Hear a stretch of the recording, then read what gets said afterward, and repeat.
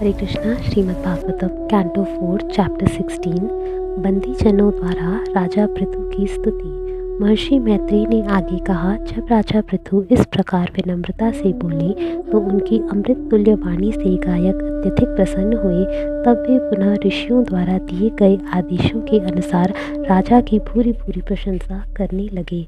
गायकों ने आगे कहा, हे राजन, आप भगवान विष्णु के साक्षात अवतार हैं और उनकी अहेतुकी कृपा से आप पृथ्वी पर अवतरित हुए हैं।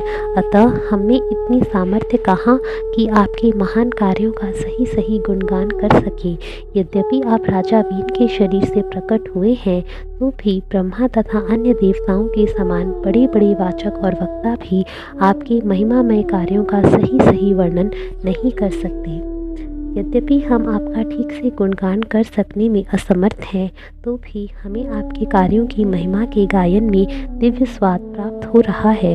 हम प्राधिकार प्राप्त मुनियों तथा पंडितों से मिले आदेशों के अनुसार ही आपकी महिमा का वर्णन करेंगे। फिर भी हम जो कुछ कह रहे हैं वह अपर्याप्त तथा नगण्य है। हे राजन, चूँकि आप भगवान के साक्षात अवतार हैं अतः आपके समस्त कर्म उदार तथा सदैव प्रशंसनीय हैं। यह राजा महाराज पृथु धार्मिक नियमों के पालन करने वालों में सर्वश्रेष्ठ हैं। अतः वह प्रत्येक व्यक्ति को धर्म में प्रवृत्त करेगा और धर्म के उन सिद्धांतों की रक्षा करेगा। अधर्मियों तथा नास्तिकों के लिए यह महान दंडदाता भी होगा।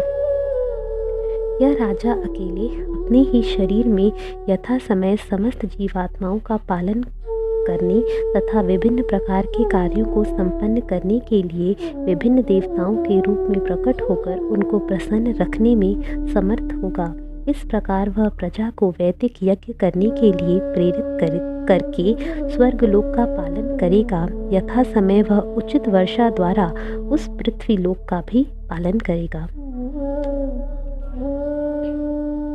यह राजा पृथु सूर्यदेव के समान प्रतापी होगा और जिस प्रकार सूर्यदेव हर एक को समान रूप से अपना प्रकाश वितरित करता है, उसी तरह राजा पृथु अपनी कृपा सबों को वितरित करेगा। जिस प्रकार सूर्यदेव 8 मास तक जल को वाष्पित करता है और वर्षा ऋतु में प्रचुर मात्रा में उसको लौटा देता है, उसी प्रकार यह राजा भी नागरिकों से कर वसूल करेगा और आवश्यकता के समय इस धन को लौटा देगा। यह राजा पृथु समस्त नागरिकों पर अत्यधिक दयालु रहेगा। यदि एक तीन पुरुष विधि विधानों की अवहेलना करके राजा के सिर पर अपना पांव रख दे तो भी राजा अपनी अहेतुकी कृपा से उस पर ध्यान न देकर क्षमा कर देगा। जगत के रक्षक के रूप में यह पृथ्वी की ही भांति सहिष्णु होगा। जब वर्षा नहीं होगी और जल के अभाव से नागरिक महान संकट में होंगे तो यह राजवेशधारी भगवान स्वर्ग के राजा इंद्र के समान जल की पूर्ति करेगा। इस प्रकार अनावृष्टि सूखे से वह नागरिकों की रक्षा कर सकेगा। यह राजा पृथु महाराज अपनी प्यारी चितवन तथा अपने चंद्रमा सदृश मुखमंडल से जो नागरिकों के लिए अत्यधिक प्यार से सदैव हंसता रहता है, सबों के शांत जीवन में और वृद्धि करेगा।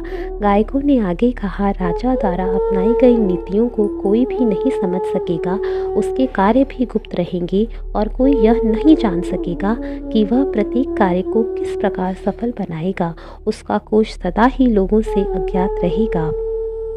वह अनंत महिमा तथा उत्तम गुणों का आगार होगा। उसका पद स्थायी तथा प्रच्छन्न बना रहेगा। जिस प्रकार की समुद्रों के देव वरुण चारों ओर जल से ढके रहते हैं। राजा पृथु का जन्म राजा वेन के मृत शरीर से उसी प्रकार हुआ जिस प्रकार अरणि से अग्नि उत्पन्न होती है। अतः राजा पृथु सदैव अग्नि के समान रहेंगे और उनके शत्रु उनके पास तक नहीं पहुंच पाएंगे। निसंदेह वे अपने शत्रुओं के लिए दुस्सह होंगे। वे उनके पास रहकर भी उनके पास नहीं पहुंच पाएंगे, मानो वे दूर के लिए ही बने हों। कोई भी राजा पृथु को हरा नहीं सकेगा। राजा पृथु प्रत्येक नागरिक से आंतरिक तथा बाह्य कार्यों को देख सकने में समर्थ होंगे।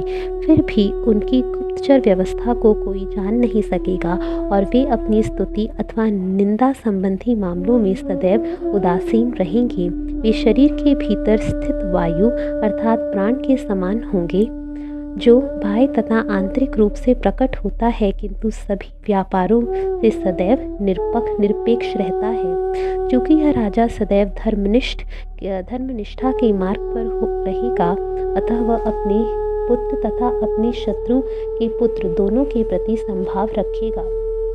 यदि उसके शत्रु का पुत्र दंडनीय नहीं है तो वह उसे दंड नहीं देगा, किंतु यदि स्वयं का पुत्र दंडनीय है तो उसे दंडित करेगा।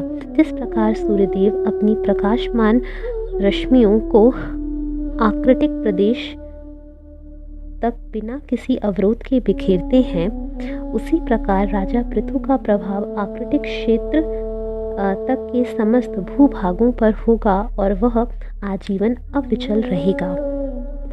यह राजा अपने व्यावहारिक कार्यों द्वारा सबों को प्रसन्न करेगा और उसके सारे नागरिक अत्यंत प्रसन्न होंगे। इस कारण नागरिकों को उसे अपना शासक राजा स्वीकार करने में अत्यधिक संतोष मिलेगा। यह राजा दृढ़ संकल्प वाला तथा सत्यवर्ती होगा। यह ब्राह्मण संस्कृति का प्रेमी, वृद्धों की सेवा करने वाला तथा शरणागतों को प्रश्रय देने वाला होगा। यह समूह का सम्मान करेगा और दीन दुखियों तथा अबोधों पर सदैव कृपालु रहेगा। यह राजा सभी स्त्रियों को अपनी माता के समान सम्मान देगा और अपनी पत्नी को अपने शरीर का आधा अंग अर्धांगिनी मानेगा। यह अपनी प्रजा के प्रति पिता के समान स्नेही होगा और अपने आप को भगवान की महिमा का उपदेश करने वाले भक्तों का परम आज्ञाकारी दास समझेगा।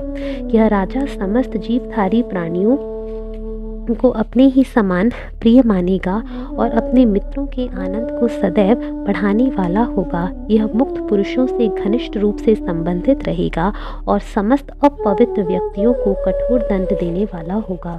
यह राजा तीनों लोकों का स्वामी है और सीधे भगवान ने इसे शक्ति प्रदान की है। यह अपरिवर्तनीय है और परमेश्वर का शाक्त्यावेश अवतार है। मुक्त आत्मा तथा परम विद्वान होने के कारण यह समस्त भौतिक विधाताओं को अर्थहीन मानता है, क्योंकि इनका मूलाधार अविद्या है।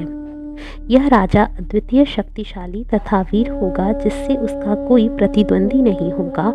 यह अपने हाथ में धनुष धारण करेगा, विजयी रथ पर चढ़कर सूर्य के समान दिखाई देता हुआ भूमंडल की प्रदक्षिणा करेगा और दक्षिण में अपनी कक्षा पर परिभ्रमण करता है।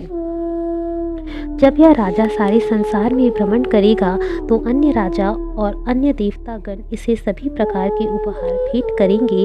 उनकी रानियां भी उसे आदि राजा मानेंगी, जो अपने हाथों में चक्र तथा गदा चिन्हों को धारण करता है, और उसी के गुणगान करेंगी, क्योंकि वह भगवान के समान ख्याति वाला होगा। प्रजा का पालक यह राजा अद्वितीय है और प्रजापति देवों के तुल्य है। प्रजा के जीवन निर्वाह के लिए वह गौ रूपी पृथ्वी का दोहन करेगा। यही नहीं, वह अपने बाण की नोक से समस्त पर्वतों को विदीर्ण करके धरती को वैसे ही समतल करेगा, जिस प्रकार स्वर्ग का राजा इंद्र अपने प्रबल वज्र से पर्वतों को तोड़ता है। जब सिंह अपनी पूंछ ऊपर उठाकर वन में विचरण करता है, उस समय छोटे छोटे पशु छिप जाते हैं। इसी प्रकार जब राजा पृथु अपने राज्य में भ्रमण करेंगे और बकरों तथा बैलों के सींगों से बने अपने धनुष की टंकार करेंगे, जिसका युद्ध में कोई सामना नहीं कर सकता, तो सभी आसुरी धूर्त तथा चोट चारों दिशाओं में छिप जाएंगे। यह राजा सरस्वती नदी के उद्गम स्थान पर 100 अश्वमेध यज्ञ करेगा। अंतिम यज्ञ के समय स्वर्ग का राजा इंद्र यज्ञ के घोड़े को चुरा लेगा। यह राजा पृथु अपने प्रासाद के उद्यान में 4 कुमारों में से एक सनत कुमार से भेंट करेगा। राजा उनकी भक्तिपूर्वक पूजा करेगा और उनके सौभाग्यवश उपदेश प्राप्त करेगा, जिससे मनुष्य दिव्य आनंद उठा सकता है। इस प्रकार जब इस राजा के वीरतापूर्ण कार्य जनता के समक्ष आ जाएंगे तो वह राजा अपने विषय में तथा अपने अद्वितीय पराक्रमपूर्ण कार्यों के विषय में सदैव सुनेगा। पृथु महाराज की आज्ञाओं का उल्लंघन कोई नहीं कर सकेगा। सारे जगत को जीत कर वह नागरिकों के तीनों तापों को समूल नष्ट करेगा। तब सारे जगत में उसको मान्यता प्राप्त होगी। तब सुर तथा असुर दोनों उसे उदार कार्यों की निसंदेह प्रशंसा करेंगे। हरे कृष्णा।